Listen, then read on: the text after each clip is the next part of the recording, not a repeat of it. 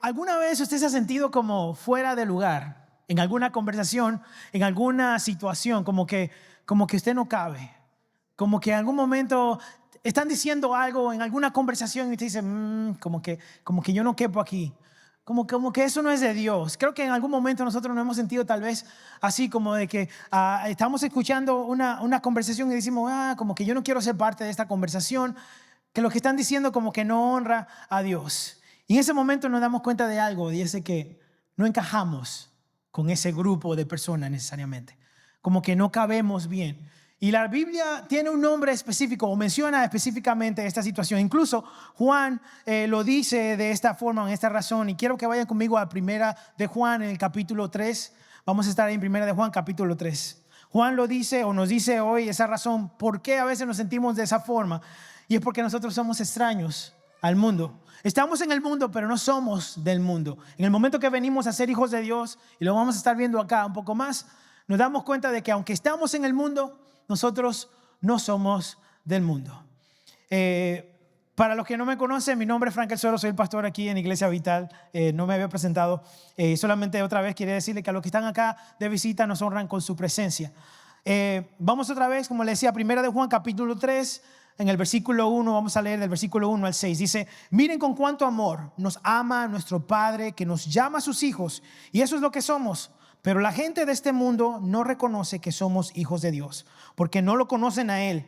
Queridos amigos, ya somos hijos de Dios, pero Él todavía no nos ha mostrado lo que seremos cuando Cristo venga. Pero sí sabemos que seremos como Él, porque le veremos tal cual es Él. Y todos los que tienen esta gran expectativa se mantendrán puros, así como Él es puro. Versículo 4 dice, todo el que peca viola la ley de Dios, porque todo pecado va en contra de la ley de Dios. Y ustedes saben que Jesús vino para quitar nuestros pecados, y en Él no hay pecado. Todo el que siga viviendo en Él no pecará, pero todo el que sigue pecando no lo conoce ni entiende quién es Él. Oramos. Amante Padre Celestial, te damos gracias otra vez porque nos das este privilegio de poder venir y reunirnos, Señor, en tu casa con libertad, Señor, para alabarte, adorarte, levantar nuestras manos, declarar tu nombre, Señor. Gracias porque tenemos este lugar donde podemos reunirnos a escuchar tu palabra, a aprender más de ti, a crecer, Señor. Y te pido, Dios, que tú uses mis labios para hablar lo que tu pueblo necesita el día de hoy. Gracias, Señor, porque nos das este privilegio, Señor, de poder estar aquí. En el nombre de Jesús. Amén y amén.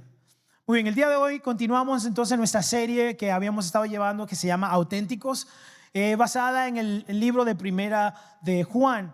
Y quiero darle un poquito de contexto acerca de lo que hemos estado hablando y la razón por la que Juan escribe esta carta. Juan escribe esta carta, pero no la escribe a personas que son inconversas. Le está escribiendo a creyentes. Fue a la iglesia en el Nuevo Testamento, y tanto a la iglesia del Nuevo Testamento como a nosotros también se aplica lo que Juan está diciendo acá. Y lo que estaba sucediendo es que el evangelio se estaba mirando amenazado. Dentro de la iglesia en sí se estaban levantando falsos maestros.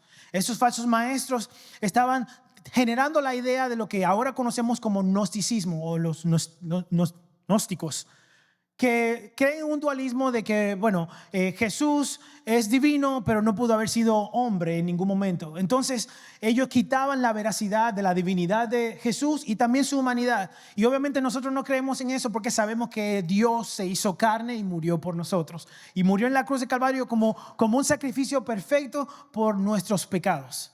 Y más adelante le voy a dar las razones por qué eso sucedió, pero lo que quiero es que vayamos entendiendo por qué Juan escribe con tanta pasión esta carta de Primera de Juan.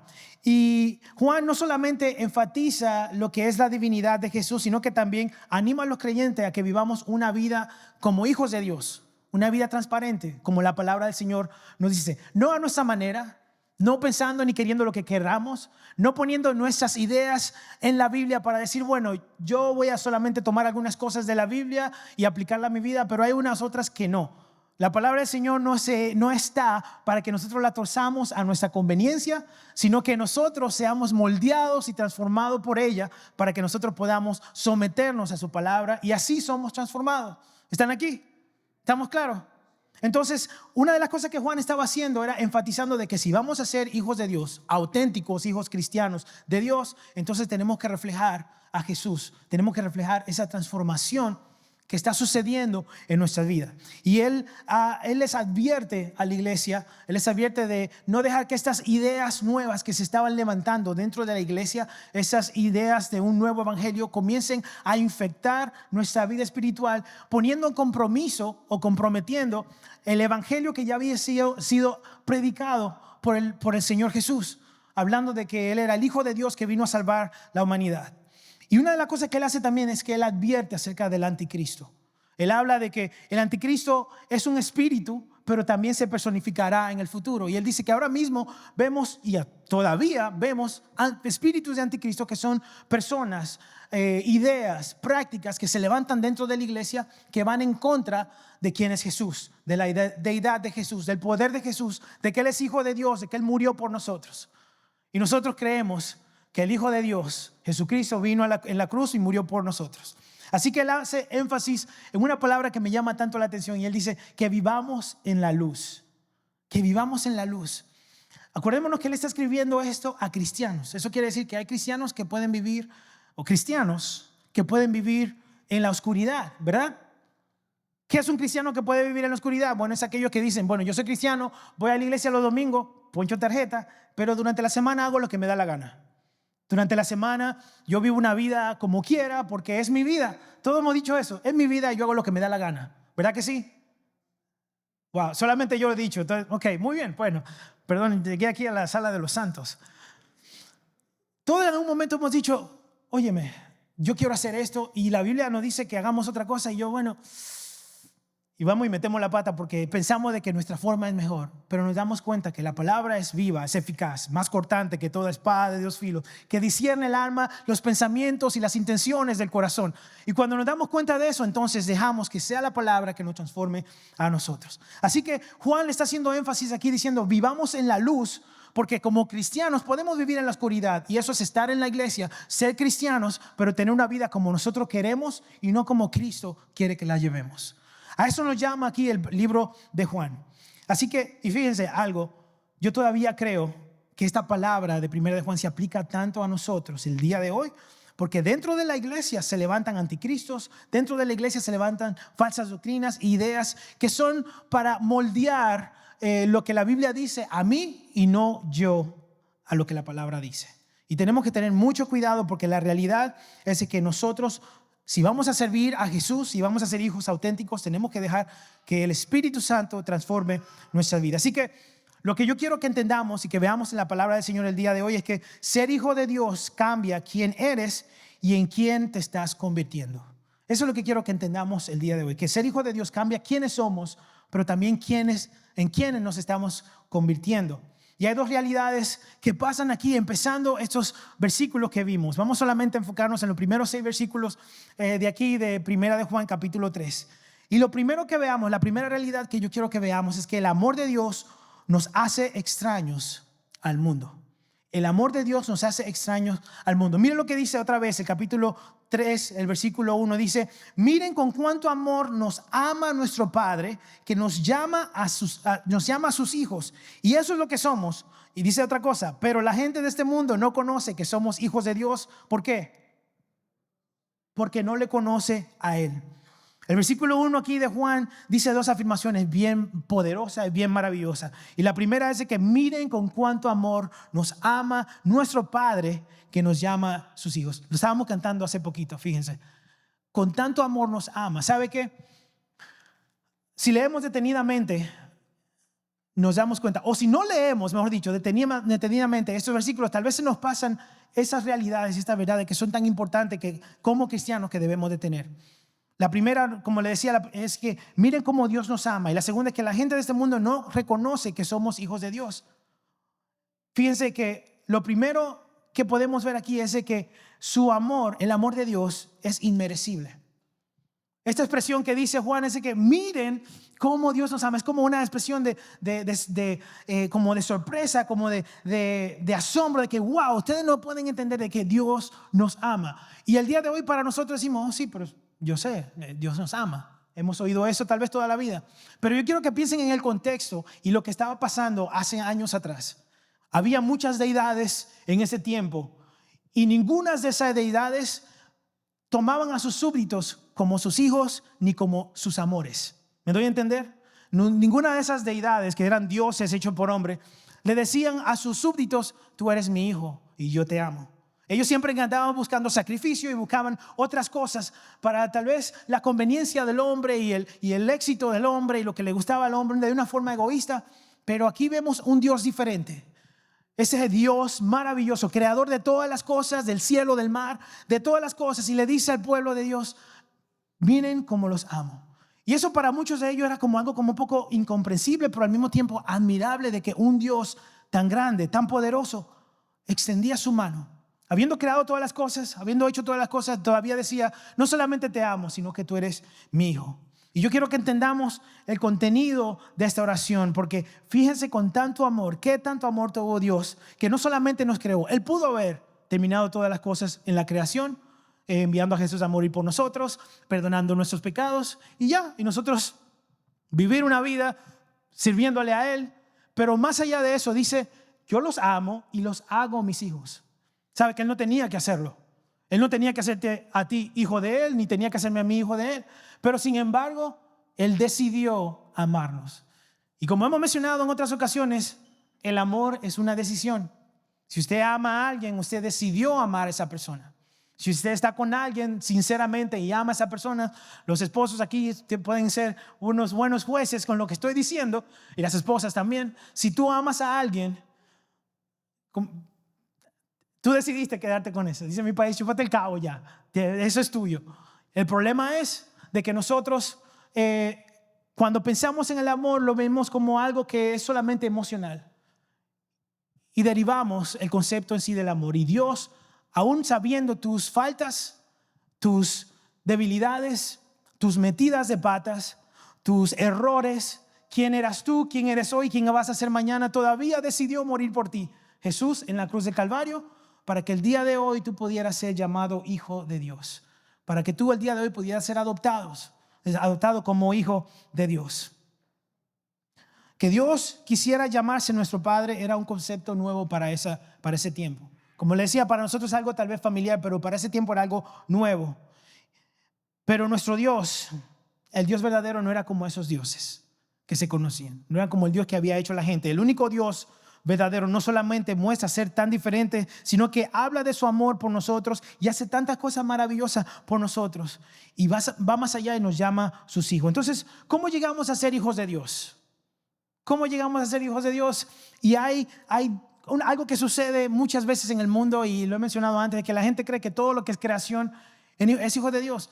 Piensan de que si tú eres creado, tú eres hijo de Dios. Y no es así. Una cosa es ser creación y otra cosa es ser hijos de Dios. Creación es todo lo que vemos, incluyéndonos a nosotros, los animales, las aves, los árboles, la tierra, todo eso. Pero Él nos llama hijo de Dios a esas cosas. Son creación y nosotros caemos dentro de eso. Pero hay unas condiciones que nos hacen a nosotros hijos de Dios. Y yo espero de que si tú estás en duda de que tú eres hijo de Dios, el día de hoy tú aclares ese asunto. Porque como dicen en mi país, no te vista que no vas. Tienes que saber si tú estás o no estás. No hay un compromiso bilateral. Tú eres hijo de Dios, cristiano, verdadero, auténtico, genuino o no. No hay cristianos a la media, en el medio. Y estas condiciones las podemos ver en Juan, ya no primera de Juan, sino en el libro de Juan, en el capítulo 1, versículo 12. Lo dice Jesús de esta forma: pero a todos los que creyeron en Él y lo recibieron, les dio el derecho de llegar a ser ¿qué? Hijos de Dios. Ellos nacen de nuevo, no mediante un nacimiento físico como resultado de la pasión o de la iniciativa humana, sino por medio de un nacimiento que proviene ¿de quién? De Dios. Entonces vemos aquí que hay dos condiciones para ser hijos de Dios. ¿Cuál era la número uno? Los que creyeron. Y la siguiente es los que recibieron.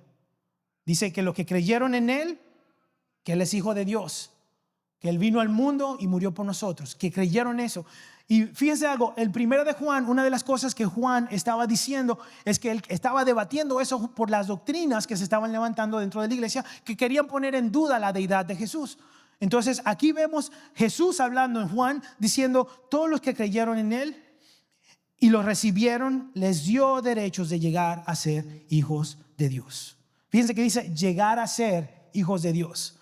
O sea, tú llegas a ser hijos de Dios. Tú no naces siendo hijo de Dios. Tú naces siendo creación. Algunas más bonitas que otras, ¿verdad? Algunos más de diferente tamaño, alto, bajito, anchos, flacos, blanquitos, morenitos, ojos verdes, pelo rubio como yo.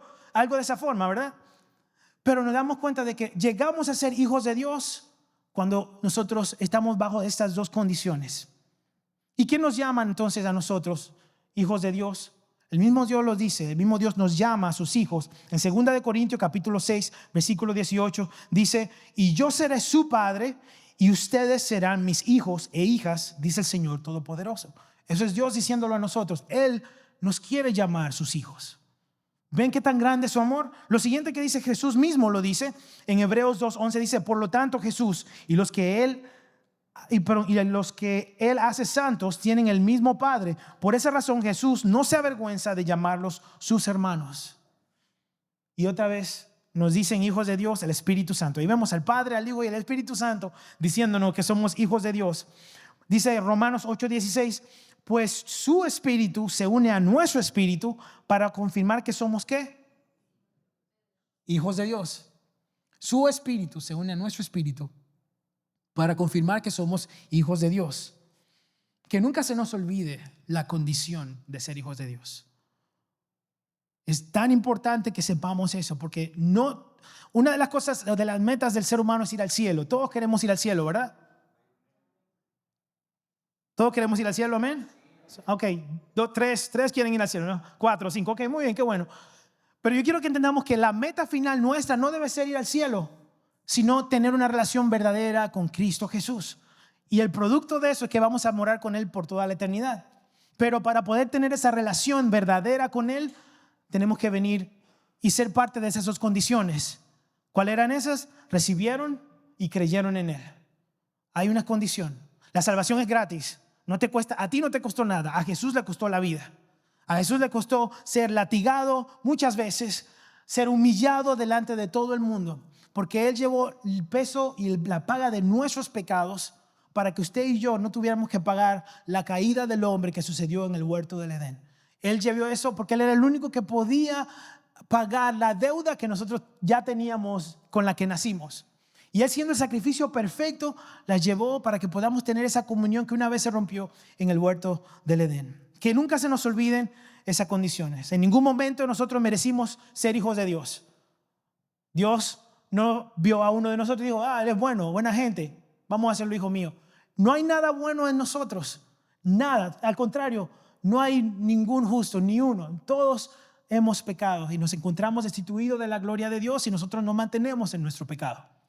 Incluso como no merecemos esto, mire lo que dice Pablo en Efesios. Dice en el versículo 8 del capítulo 2, dice: Dios los salvó por su gracia cuando creyeron. Ustedes no tienen ningún mérito en eso. Es un regalo de Dios. La salvación no es un premio por las cosas buenas que hayan hecho. Así que ninguno de nosotros puede jactarse de ser salvo, pues somos la obra maestra de Dios. Él nos creó de nuevo en Cristo Jesús, a fin de que hagamos las cosas buenas que preparó para nosotros en otro tiempo atrás. Lo que está diciendo aquí al principio Pablo es de que no son los buenos que van al cielo. La gente cree que los buenos van al cielo. Si fuera así, yo no pudiera ir al cielo. Los que van al cielo son perdonados. Y para ser perdonado, tú tuviste que haber sido malo, haber cometido errores, pecados. Entonces, el cielo no es la recompensa de la gente buena, sino es el lugar donde las personas perdonadas van. ¿Están aquí? ¿Me entienden? Así que lo que quiero que entendamos es de que tenemos un paso para ser hijos de Dios por el amor y la misericordia de Dios que ni siquiera merecíamos. Y es gratis para nosotros. Para nosotros no nos cuesta nada la salvación, pero vivir una vida santa y agradable al Señor, eso sí te va a costar. Te va a costar amistades, te va a costar a veces familias, te va a costar trabajos, te va a costar oportunidades, porque tú vas a poner a Dios en el primer lugar en tu vida. Y no es que las demás cosas no sean importantes, pero vas a poner a Dios en el lugar que Él quiere y Él se merece, y después de eso todas las cosas caen en su lugar. Jesús decidió sacrificarse para vivir en comunión otra vez con nosotros. Él conociendo nuestro pasado, nuestro presente y nuestro futuro, sabiendo todo eso, Él aún así te miró a ti y a mí. Y no fue que vio algo de valor, sino que dijo, es alguien que necesita ser restaurado otra vez, es alguien que necesita perdón, es alguien que Dios ama. No por lo que tú hayas hecho, sino por quién es Él. Es su naturaleza el amarnos.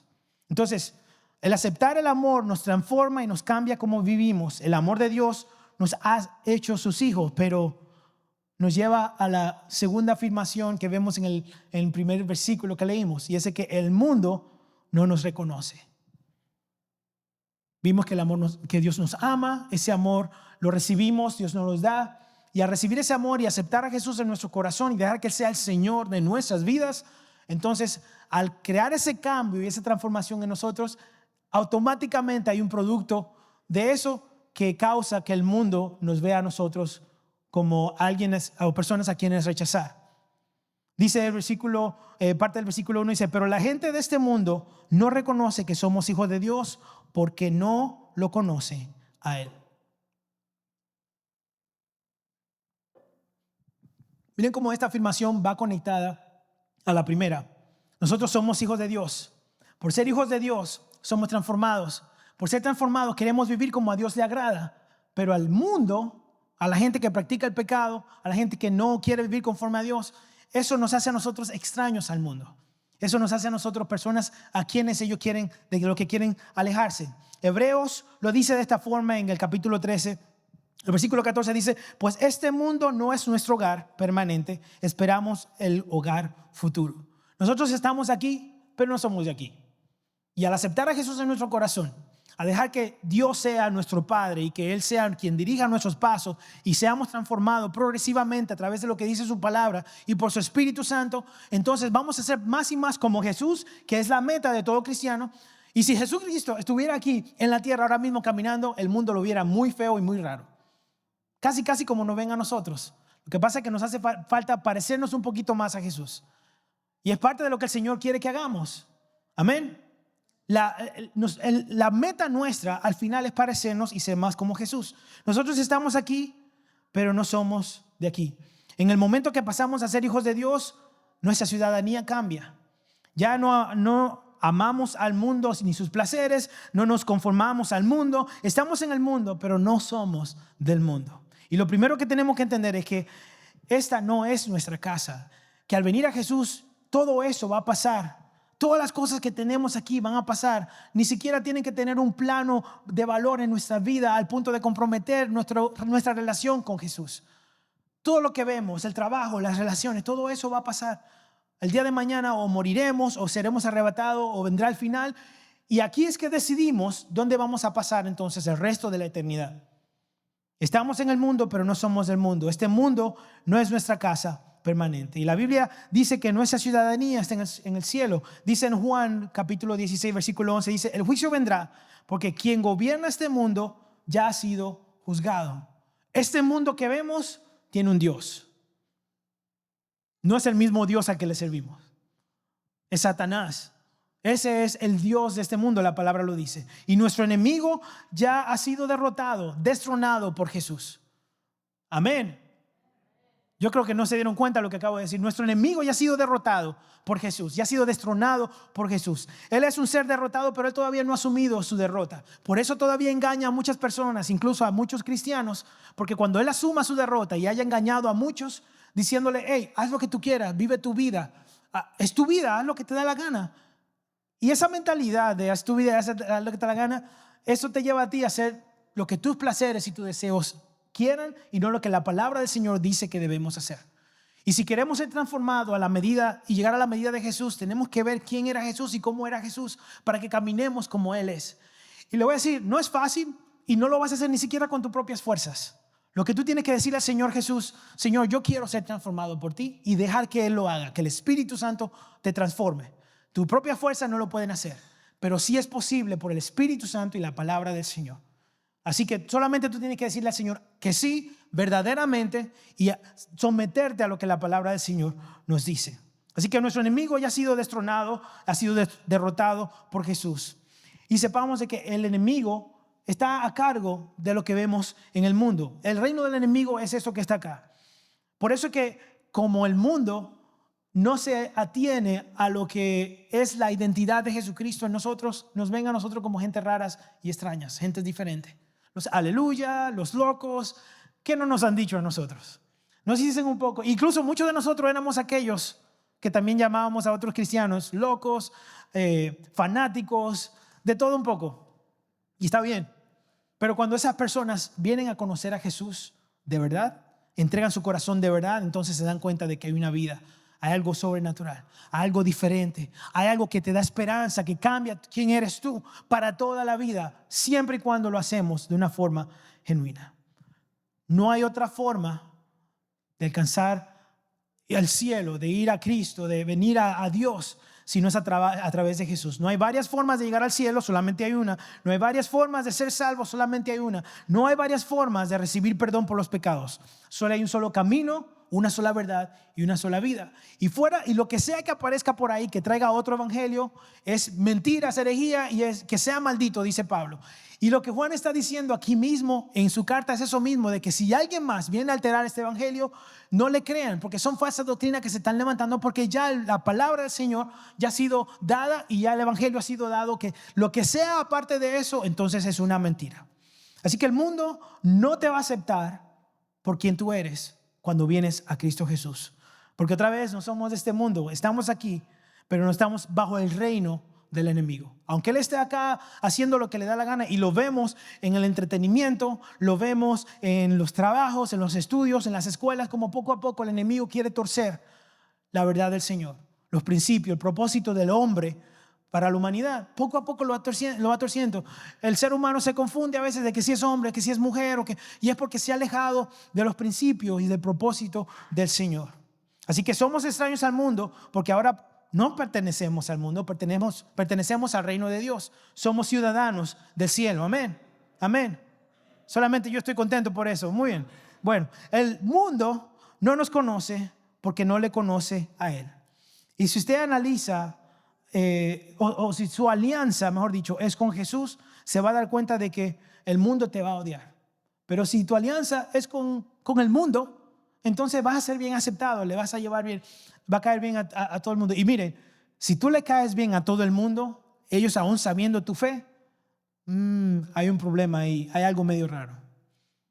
Si tú les caes muy bien, que nadie te lleva a la contraria, ni nadie tiene alguna objeción acerca de lo que tú crees y por lo que tú crees, entonces yo fuera tú y me preocupara. Porque entonces estás haciendo alianza con el mundo y con todo lo demás, y no es como que te has tenido una relación que refleja verdaderamente la identidad de Jesús. El mundo está en contra de las cosas de Dios. Lo que Satanás quiere es que usted obedezca, mejor dicho, desobedezca al Señor y obedezca a sus pasiones. Al enemigo no le importa su orientación sexual. Él trata de que lo que sea que a usted le guste, que lo haga mal y con pecado, y lo haga fuera de los parámetros del Señor. Claro, él enfatiza la homosexualidad porque eso va automáticamente en contra del propósito de Dios para el hombre. Así que él empuja eso, pero no solamente se para ahí, sino que también el aborto, el robar, el engañar y aprovecharse de otro, el mentir, todas esas son conductas que van en contra del propósito de Dios para el hombre. Lo que el enemigo quiere es de que usted se pierda, que se vea distorsionado, alejado de Dios, haciendo lo que usted quiera, sus pasiones, sus deseos, de una forma egoísta, y comprometiendo entonces su salvación y comprometiendo su vida eterna. Le voy a decir algo, la vida eterna es real. Y aquí es que nosotros decidimos dónde la pasamos. En el infierno hay muchas personas queriendo tener el lugar que cada uno de nosotros tenemos ahora. En el infierno hay personas que quisieran estar aquí, que tuviendo la oportunidad de decir, ¿sabes qué? Señor Jesús, de verdad yo conozco que tú eres real, que tú eres verdadero, pero ya no tienen esa oportunidad. Su tiempo para decidir ya pasó.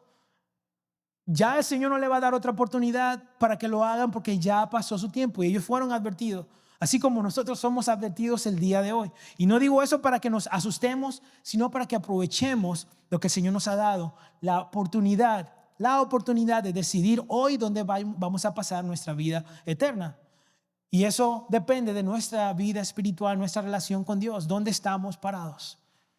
Así que la realidad es esta. Dios nos amó de una manera tan profunda, pero no solo nos amó y nos perdonó, sino que nos adoptó para ser sus hijos. Ya no somos simplemente creación, ahora somos hijos de Dios. Pero esa nueva identidad va a tener una consecuencia, y es que vamos a ser rechazados por el mundo. Cuando te conviertes y vienes al evangelio, ya no encajas con el mundo, ya no encajas con el sistema del mundo, lo que le gusta al mundo. El mundo no te entiende, no comparte tus valores, ni celebra tampoco tu santidad. Al contrario, se burla de ella. Te apunta, te rechaza y te llama a ti fanático. Nos llama a nosotros fanáticos. Pero no te sorprendas cuando el mundo no te acepte. No te sorprendas cuando tu fe incomode a otros, ni el vivir para Dios, ni que el vivir para Dios te haga a ti ver diferente. Porque somos llamados a ser hijos de Dios y eso se va a ver diferente como es ahora. Entonces, ven cómo el Señor nos amó tanto que no se detuvo ahí, sino que fue más allá y nos adoptó para ser hijos de Dios. Y eso nos da a nosotros una nueva identidad que nos hace diferente a los demás. La siguiente realidad que quiero que veamos el día de hoy es que nosotros vamos a ser como Jesús. Y mire cómo lo dice el segundo versículo que leímos. Dice, queridos amigos, ya somos hijos de Dios, pero Él todavía no nos ha mostrado lo que seremos cuando Cristo venga. Pero sí sabemos que seremos como Él, porque lo veremos tal como es. Y todos los que tienen esta gran expectativa se mantienen puros, así como Él es puro. Dice aquí que no se nos ha revelado todo. Y tengo que hacer énfasis de que aquí no dice que nosotros vamos a ser Dios, porque Jesús es Dios.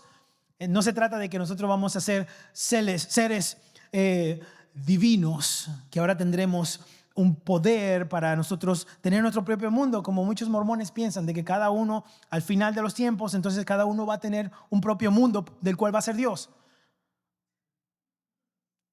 Eso no lo sacaron de la Biblia, eso no lo sacaron de la palabra del Señor. Otro tema para otro día con John Smith, pero bueno. Pero nos damos cuenta aquí que Juan nos recuerda que hay mucho más para nosotros. Que no se detiene solamente a ser hijos de Dios, sino que ahora hay una transformación progresiva, una santificación que va poco a poco. La gente cree que cuando aquí habla de, hey, no peques, dice, bueno, entonces yo si voy de camino a la iglesia y digo algo o digo una mentira, ya ahí perdí entonces la salvación. No estamos hablando de un pecado, estamos hablando de una práctica de pecado. Y esa transformación que pasa progresivamente, como limpiándonos, depurándonos, es lo que es la santificación. Y a medida de que somos santificados y transformados por la palabra del Señor y el Espíritu Santo, somos más y más como Él. Y dice que le veremos tal como Él es, porque vamos a ser igual que Él. Ahora sí podemos ver, porque vamos a ser personas que no vamos a tener una carnalidad, sino que vamos a tener pureza, vamos a ser santos. ¿Están aquí? ¿Me entienden? ¿Estamos claros? Entonces la Biblia, hablando del cielo, no habla con mucho detalle acerca de la información del cielo. Da algunos detalles, pero no nos da tantos detalles, y creo que el Señor lo hizo de una forma tan a propósito, para que vivamos con esa expectativa de que cuando lleguemos allá va a ser mucho mejor de lo que podemos imaginar, de lo que podemos pensar, de lo que veremos. Para nosotros llegar ahí, la palabra del Señor nos dice que vamos a ser como Jesús. Vamos a ser transformados. Y con eso Juan nos da una vista pequeña de lo que será cuando muramos o seamos arrebatados. Y como le digo, aquí no dice que vamos a ser dioses. Como hay personas que piensan ya que somos dioses chiquitos, somos dioses porque leyó y malinterpretó algo que dice el libro de los Salmos. No se refiere a eso.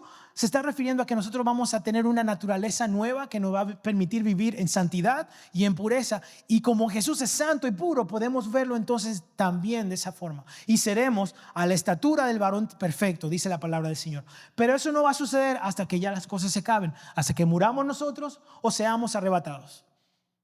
¿Estamos claros? Entonces, una de las cosas que podemos utilizar o ver para entender eso un poco más es cómo Dios hizo al hombre a su imagen y semejanza. Cuando el Señor creó al hombre, Adán y Eva, lo hizo bueno. Y no dice solamente que lo hizo bueno, lo creó bueno, muy bueno, dice la palabra del Señor. Adán y Eva fueron creados en el origen, buenos y muy buenos, eran a la imagen y semejanza de Dios, pero en el momento que ellos pecaron, cambiaron las cosas. El plan de Dios ha sido restablecer esa relación que se perdió en el huerto del Edén. Y entonces ahora ellos como nosotros seguimos siendo a la imagen de Dios, pero ya no a la semejanza. Y lo que hemos tratado de ir compensando, y el Señor ha estado haciendo poco a poco, es que seamos semejantes a Jesús. Por eso vamos caminando a la estatura de ser el varón perfecto. Vamos caminando para ser como Jesús. ¿Estamos aquí? ¿Me entienden? Así que yo no quiero que usted se sienta mal cuando usted cometa un error. No le voy a decir que utilice eso para hacer un desastre con su vida, hacer lo que le da la gana diciendo, bueno, como quiera el Señor me perdona, porque entonces usted cae dentro de lo que se habla, de lo que se trata en practicar el pecado. Lo que quiero que entendamos es que cuando Juan escribió esto, lo escribió a la iglesia, sabiendo de que la iglesia, usted y yo, vamos a cometer algún error en algún momento. Vamos a pecar en algún momento. Pero dice, como lo leímos en el capítulo 2, abogado tenemos para con el Padre.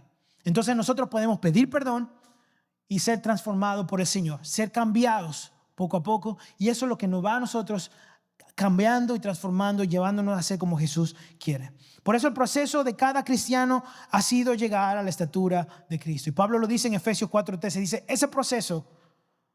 Efesios 4:13, ese proceso continuará hasta que todos alcancemos tal unidad en nuestra fe y conocimiento del Hijo de Dios, que seamos maduros en el Señor, es decir, hasta que lleguemos a la plena y completa medida de Cristo. ¿Me entienden? Entonces, cuando venimos a Jesús, se nos da un nuevo corazón. Se nos da, somos transformados, somos cambiados. El Espíritu Santo entonces nos lleva a redarguirnos. Cuando genuinamente venimos a Cristo, nosotros aprendemos de que hay cosas que a Dios no le agradan. Y muchos de nosotros sabemos y lo sentimos. Sabemos de que hay algo como raro, algo incómodo, algo dentro de nosotros que no está.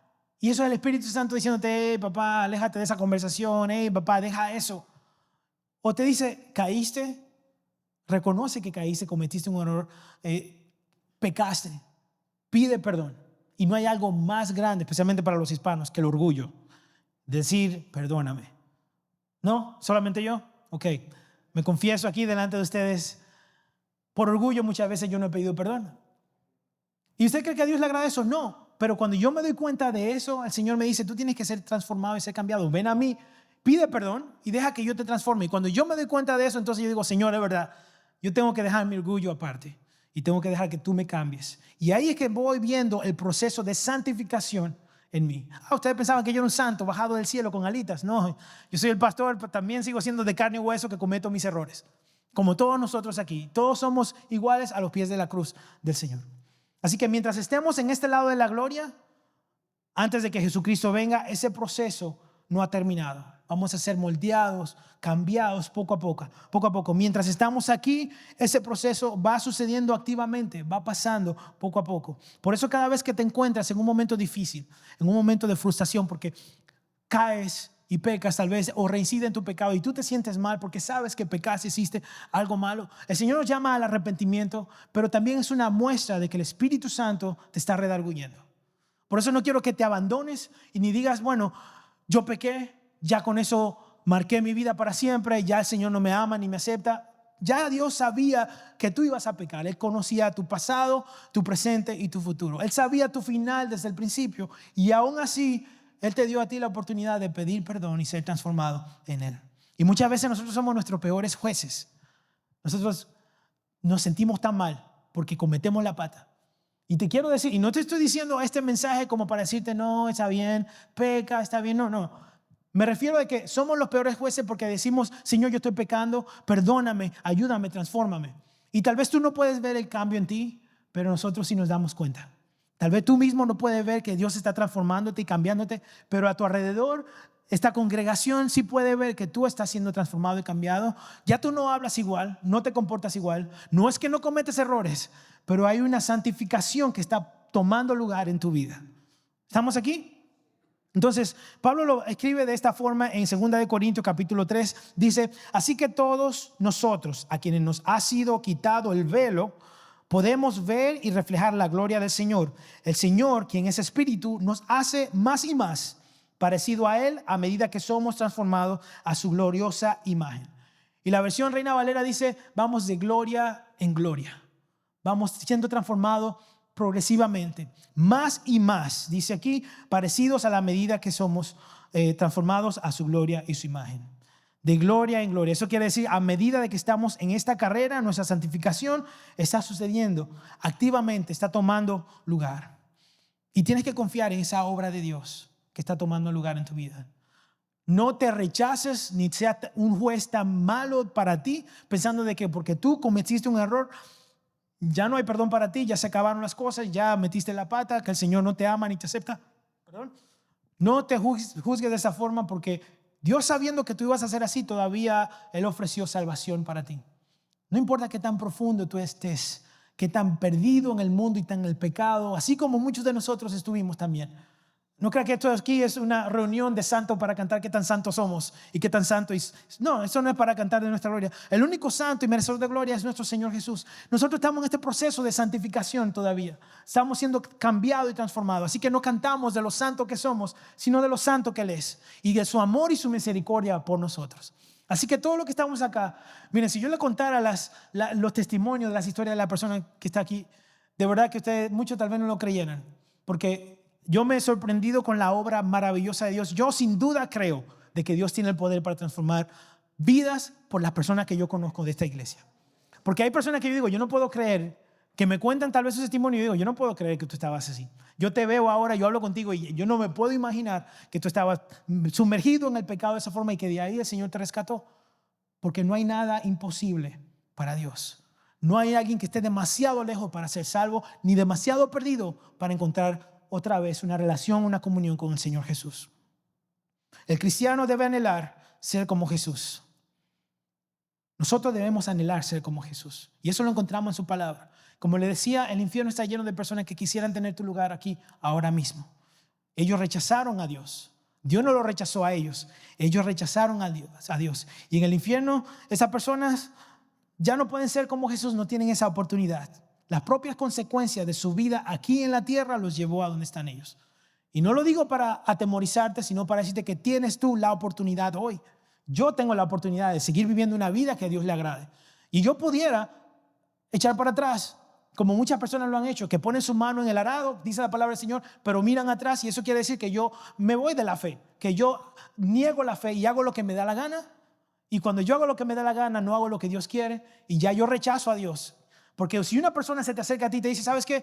Yo no quiero saber nada de ti, no quiero hablar contigo, haz lo que tú quieras, yo voy a hacer lo que yo quiera y me voy. Yo estoy rechazando a esa persona.